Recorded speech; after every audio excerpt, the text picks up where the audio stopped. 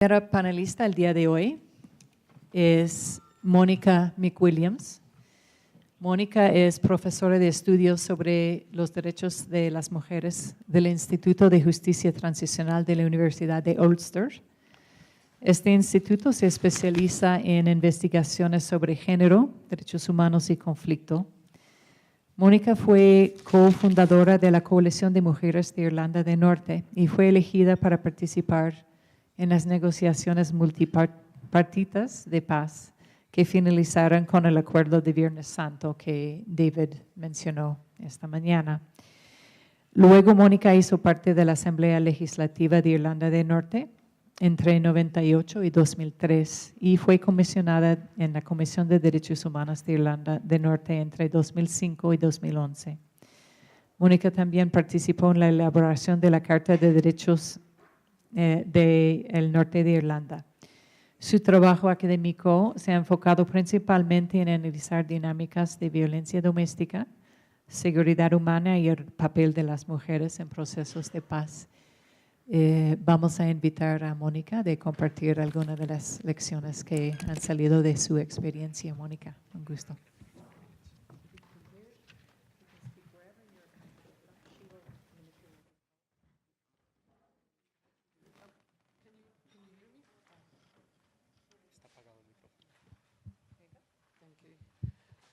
Buenos dias, good morning. I am very pleased and honored to be here with you this morning. I was here also last month, and I see many of my friends present here. I want to tell you a very similar story of my story, of the journey that we've made in Northern Ireland in our peace process. As I've been very inspired by what I've heard this morning. Because when I went home, just before the plebiscite, just after the agreement, the whole world, todo el mundo estaba pendiente de Colombia y estábamos orando y llenos de esperanza de que darían el siguiente paso hacia adelante. Y luego oímos la noticia. Pero al igual que en Irlanda del Norte, nosotros sabíamos que no podíamos darnos por vencidos, que esta era otra oportunidad y como lo hicimos nosotros volvimos a la negociación también. Y yo participé en estas negociaciones hace 18 años. Y yo siempre las juzgo por la edad de mis hijos, porque mis hijos eran muy pequeños y ahora son hombres adultos. Y es como mis hijos. Los acuerdos de paz necesitan alimento, necesitan cuidado, hay que cuidarlos, hay que nutrirlos, hay que orientarlos en la dirección correcta y se requiere mucha paciencia y mucha constancia. Y estoy muy feliz de estar aquí con el gobierno irlandés. Yo tengo dos pasaportes. Tengo un pasaporte irlandés. Entonces el gobierno irlandés me representa, pero también tengo un pasaporte británico, porque el acuerdo de paz me permitió ser irlandesa o británica o las dos. Y he decidido ser las dos. También me facilita los viajes cuando voy a Israel y Palestina, por ejemplo, con dos pasaportes. A pesar de toda la seguridad de Estados Unidos, por ejemplo, ellos nunca saben cuándo entré y cuándo salí con un pasaporte o con el otro. A veces entro una semana y la siguiente semana. Así que las identidades múltiples a veces pueden ser muy útiles. Y ese fue un tema para nosotros. Todos pensaban que era una guerra entre católicos y protestantes, pero nosotros todos tenemos múltiples identidades. Yo soy mujer, me considero una mujer irlandesa, que también tiene pasaporte irlandés. Yo provengo de una zona rural, mis padres son campesinos, agricultores y también soy profesora universitaria, así que tengo múltiples identidades y he dedicado mi vida al trabajo sobre la violencia contra las mujeres y también sobre el impacto del conflicto en las vidas de las mujeres y en cómo aterrizamos esta realidad cuando diseñamos un acuerdo de paz. Entonces, como saben, también soy madre y yo estaba desesperada por lograr la paz en Irlanda del Norte para que mis hijos no vivieran los 30 años que yo viví en algunos de los conflictos más terribles. Así que este relato en realidad son dos relatos. Primero, como mujeres, ¿cómo participamos en un proceso como este? Este es el Acuerdo de Paz de Dayton, que fue en 1995, al mismo tiempo que el nuestro Acuerdo de Paz. Y yo entré a las conversaciones de paz en el 96. Esto fue un año antes. Y cuando vimos esta foto, las mujeres de Irlanda del Norte dijimos, esas pobres mujeres en los Balcanes, ¿qué pensarán ellas? ¿Quién está tomando decisiones por su futuro, dado lo que ellas han vivido en este conflicto tan terrible y en la violencia de género? ¿Ustedes creen que alguno de estos hombres sufrió violencia de género o puso violencia de género sobre la mesa? De hecho, algunos de estos hombres en la primera fila ahora están enjuiciados en el Tribunal Penal Internacional. Y esto nos muestra quién firma los acuerdos de paz, quién participa en ellos, a quienes consideramos los expertos en el diseño de un acuerdo. Y esto es una caricatura muy chistosa. Estos son los hombres que dicen, venga a la mesa, bienvenida, siéntese, queremos más mujeres aquí. Yo me sentía como esta mujer en la parte de abajo de esta escalera. Yo tenía mis hijos, tenía también muchas labores domésticas en la casa, también trabajaba a tiempo completo y no tenía mucho conocimiento sobre en qué consistía un proceso de paz. En términos de los hombres sentados en la mesa y de lo que habría debido hacer con una cultura que estaba en contra de las mujeres y el cuidado de los niños. Decimos que esas son las barreras principales para que las mujeres se puedan involucrar. Entonces, yo soy una de ese 4% de mujeres que han firmado el acuerdo de paz. Solo hay un 4% de las mujeres en el mundo que ha firmado un acuerdo de paz. Eso nos dice cuál ha sido el impacto de la resolución 1325 sobre la paz y la seguridad. Y esta resolución se construyó sobre la experiencia nuestra en Irlanda, en la involucración de las mujeres en cada etapa. Normalmente se nos pide que seamos testigos, observadoras, pero casi nunca o rara vez se nos seleccionan, nos invitan para ser negociadoras. Quiero darle homenaje al proceso de paz colombiano. Quiero empezar con esa palabra. Lo que ustedes han hecho aquí es una inspiración. Ayer estaba hablando con la BBC en una entrevista acerca del proceso de paz en Colombia. Me preguntaron qué hacía, qué había ocurrido aquí en sábado cuando Gerald llegamos a las 4:30 de la mañana. El primer periódico que vimos era que el gobierno y las FARC habían llegado a un nuevo acuerdo de paz. ¿Pueden pensar en un momento más importante con un titular de esto en el periódico? Era realmente alentador. Pero la siguiente pregunta es, bueno, ¿y qué ocurrió? ¿Qué cambió? Los felicito en el hecho de que volvieron a negociar, que hablaron con la oposición. El presidente Santos vino a Belfast hace 2 semanas y habló del impacto de nuestro proceso en norte de Irlanda sobre el proceso colombiano. Yo llevo ya 20 años que vengo acá. Es tan importante para mí Colombia. Lo que ustedes han pasado es peor de lo que hemos pasado nosotros, pero cada conflicto es diferente. Éramos un pequeño país y una pequeña población y teníamos vecinos que fueron asesinados o víctimas de bomba, amigos, que todo afectado, todo el mundo fue afectado debido al tamaño pequeño del país, algo distinto en un país tan grande como Colombia, pero el conflicto hace cosas tremendas y nos separa, nos divide. Entonces el hecho de sentarse y hacer un acuerdo de paz es un misterio, porque el conflicto es lo que hemos conocido mejor y muchas veces las mujeres no están. Entonces me inspiró oír Colleen en Iris y Todd hablar todos hoy de los principios, de los pilares y cómo tomar esto.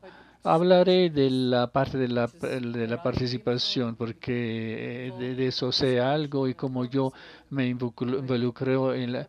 Y me gusta la palabra expansión democrática de la que he oído mencionar hoy, la sociedad civil involucrada, y no solamente hacer la paz en la zona de base, en las organizaciones de base, sino diseñarlo y estar en la mesa. Eso es la expansión democrática. En norte de Irlanda hemos hablado de déficit democrático. En cambio, vengo aquí y se habla de expansión democrática. Entonces, mi historia será la importancia de la sociedad civil y de las mujeres en la toma de decisiones de alto nivel, no solamente en las organizaciones de base donde se espera que se haga el trabajo, sino ser involucradas en el nivel más alto y luego también en alivio y recuperación, porque como que dije, mi trabajo es sobre la violencia de género y la violencia contra los dones. Me gusta esta descripción del poder, porque de esto se habla finalmente. Las guerras tienen que ver con el poder. ¿Quién tiene el poder y quién no lo tiene? ¿Quién tiene la tierra y quién no la tiene? ¿Quién tiene los recursos y quiénes no lo tienen? ¿Quién usa la violencia para tener más poder? Y muchas veces es a nivel nacional y global que vemos la discusión sobre el poder y por esto estábamos tan fijados sobre quién iba a ganar las elecciones de Estados Unidos, porque eso tiene un impacto grande sobre todo el mundo. Pero las mujeres se enfocan en los hogares principalmente y al nivel local. Y ahí es donde se espera que utilicemos nuestro poder en esas áreas.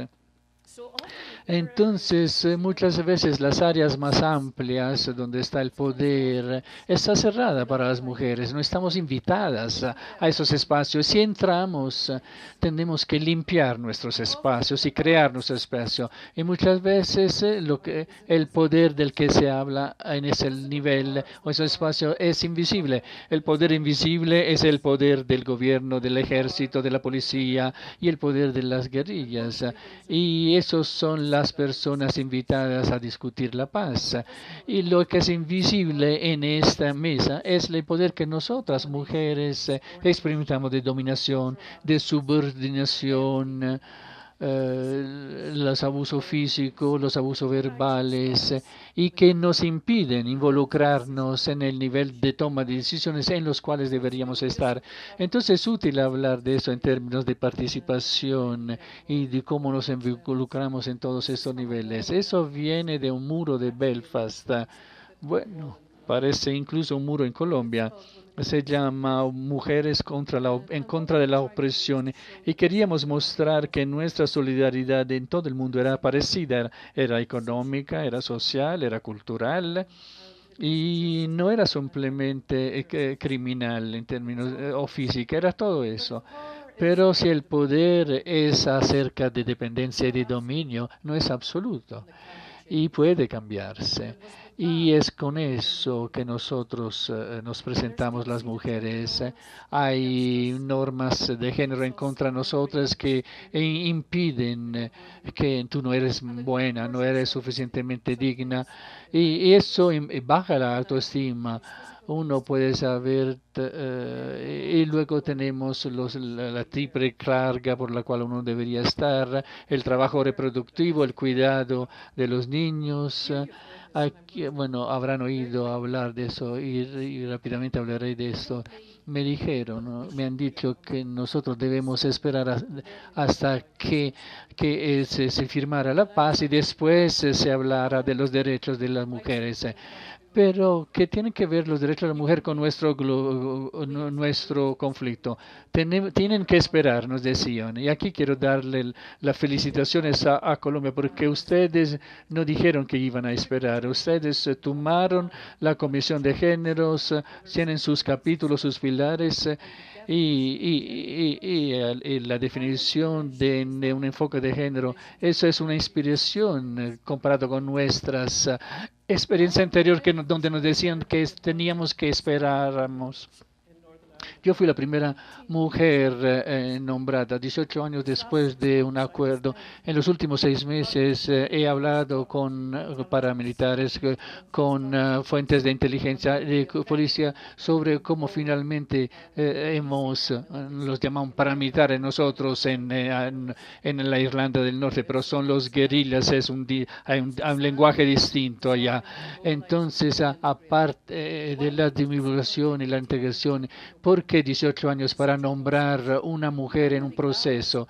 Me alegra haber sido nombrada porque vi mucha masculinidad dentro de esos movimientos que jamás se había discutido. El tema de género jamás había surgido y es importante porque esos hombres aún quieren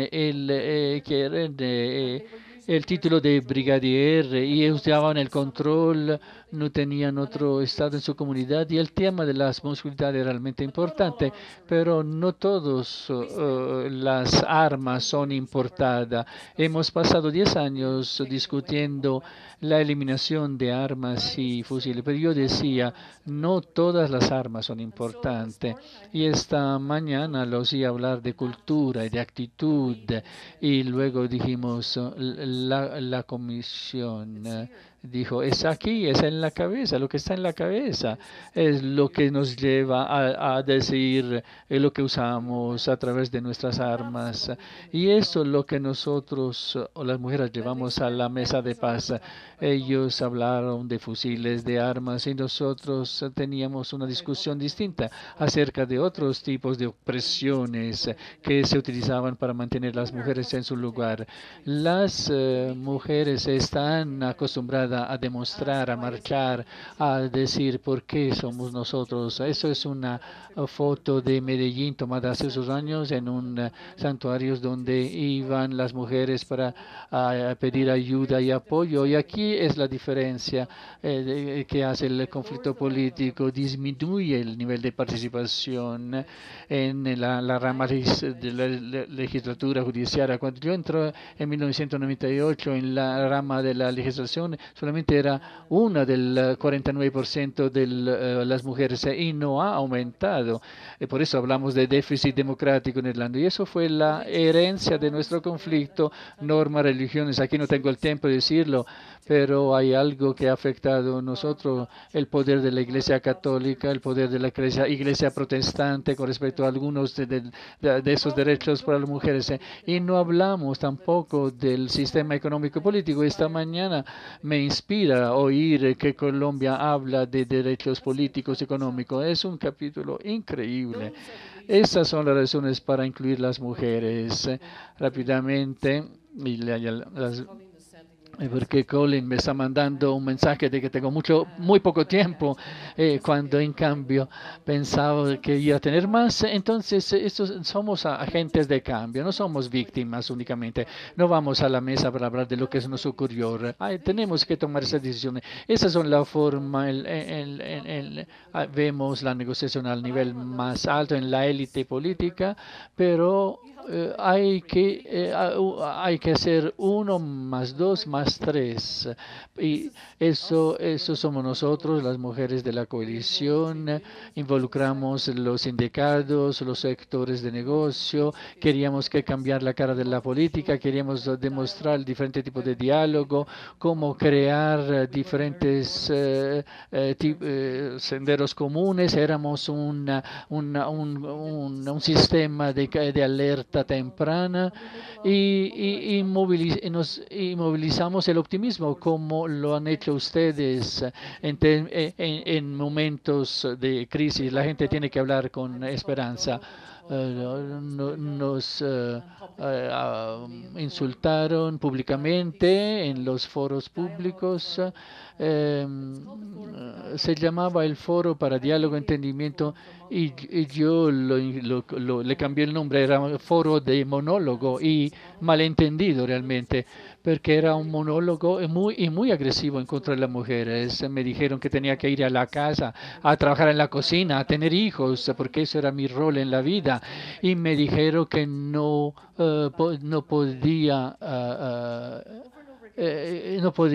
involucrarme en eso. Y siempre se hablaba de ir a la cocina. Bueno, pudimos, aquí vemos el día del Viernes Santo, pueden ver nuestra felicidad de cuando pudimos salir y decir, tenemos un nuevo día y pensamos que de hoy en adelante será Viernes Santo todos los días, pero nuestra contribución jamás fue tomada en serio y tuvimos... y finalmente eso fue lo que decían, que nosotros imponíamos nuevas normas, que empezamos a influenciar, pusimos sustancia en la mesa. Y una vez más felicito a Colombia. Nosotras mujeres fuimos las únicas que pusimos las víctimas en la negociación. Si las mujeres no hubieran estado presentes, no hubiera habido una sección sobre derechos de las víctimas. Pero nosotros no le prestamos atención inmediatamente a esto.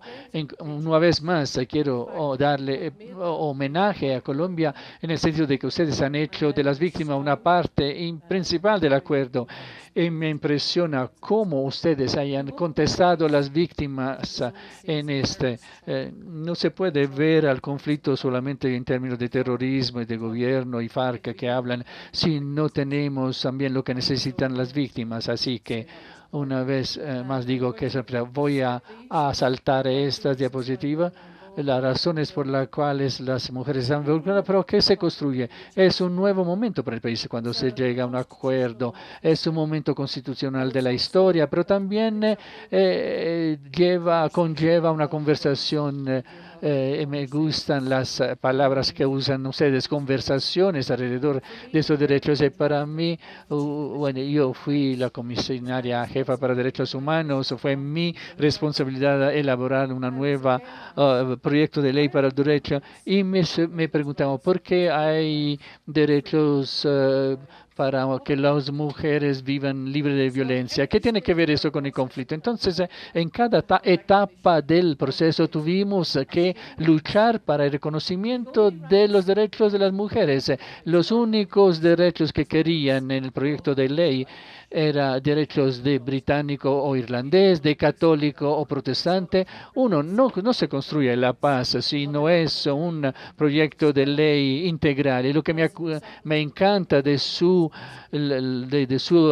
proceso de paz es que integral en términos de derecho económico, sociales y político. Hablaron ustedes de la importancia de la salud y de la educación. Eso es lo que las mujeres pusieron en la mesa, eso es lo que las mujeres luchan en sus comunidades. Si una nueva relación, si no es incluyente, no es justa, no va a haber tampoco el sentido de propiedad. Entonces, la pregunta que hay que hacerse, ¿qué hacen los acuerdos de paz para las mujeres y qué pueden hacer a las mujeres? Porque podemos ver en el Medio Oriente, en otros países, que las mujeres retroceden. Entonces hay que hacer conexiones entre romper la secuencia entre los que eran combatientes y que controlaban los combatientes. Pero ¿qué ocurría en las casas? ¿De qué no se hablaba? En mis colegas del servicio de policía en norte de Irlanda hablando, y Geraldine hablarán también de lo que no se hablaba. Había zonas donde la policía no podía entrar. Hoy en día la policía del norte de Atlanta puede entrar en todas las áreas, y ha habido una respuesta en contra de la violencia familiar. Las personas que decía antes, ellos no son nuestra policía, ahora dicen, ellos son los que proveen ahora la primera respuesta. Entonces, crear confianza en las instituciones del Estado tiene que ver con lo que tienen también que decir las mujeres. No deberíamos solamente documentar. Esta es una foto de las Naciones Unidas en Siria que toma una foto de una mujer aplastada. No se puede solamente documentar y registrar la violencia y las violaciones. Hay que hacer algo. Entonces, el tema es ¿qué víctimas merecen la justicia después de un conflicto?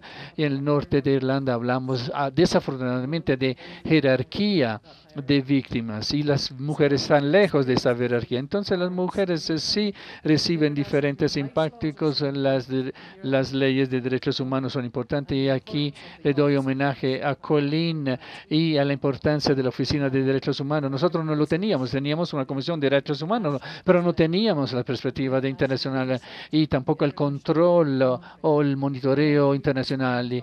Y cuando ustedes hablan de información y de datos y un buen análisis, eso es lo que estamos haciendo ahora. Hice un estudio hace 25 años, ahora estoy repitiendo ese mismo estudio con la pregunta 25 años después, ¿qué diferencia hace la paz? Y estoy comparando exactamente los mismos datos que recogí hace 25 años a los datos que estoy recogiendo ahora para ver las diferencias que está haciendo la policía, que el sistema judicial, que las cortes están haciendo, pero más importante, las iglesias y cómo ustedes han estado a través de un proceso. Y eso es uno de los afiches que vi en Uganda, donde también he trabajado, y me impresionó mucho el hecho de que la iglesia decidió hablar en contra de la violencia contra las mujeres. Y la comunidad religiosa tiene un rol. Esa es nuestra asociación con los políticos, con nuestras fuerzas de policía y con el sector privado y social. Entonces, entonces la justicia tiene que tener sentido también para nosotros, nosotras. Esto es lo que vemos en nuestros muros 18 años después. Preparados por la paz, pero listos para la guerra. Y si nosotros no estamos involucrados en estas discusiones, entonces se podrá mezclar los derechos de las mujeres. Me inspiró oír el sábado cuando se habló de derechos humanos para los seres humanos. Y eso es lo que llamamos el derechos indivisible. La parte esencial del acuerdo. Entonces, no a la impunidad, justicia a través de la reparación, garantizar que son acciones y no solamente es palabras, y nuestros derechos. Entonces, la justicia igual y esta silla vacía. ¿Quién se especializa para trabajar en estos temas? ¿Cuáles son los cambios en el sistema de educación sobre esos temas que afectan la vida de las mujeres? ¿Estamos dando el tipo apropiado de asistencia médica que da dignidad a las víctimas? ¿Estamos monitoreando estas decisiones? ¿Estamos aumentando el acceso de las mujeres? Las mujeres me han dicho, eso no era un tribunal. Era legal pero terrible, y eso debe ser el cambio. Entonces mi mensaje final es que no hay paz sin mujeres, y sigan todos los días preguntándose ¿dónde están las mujeres? Muchas gracias.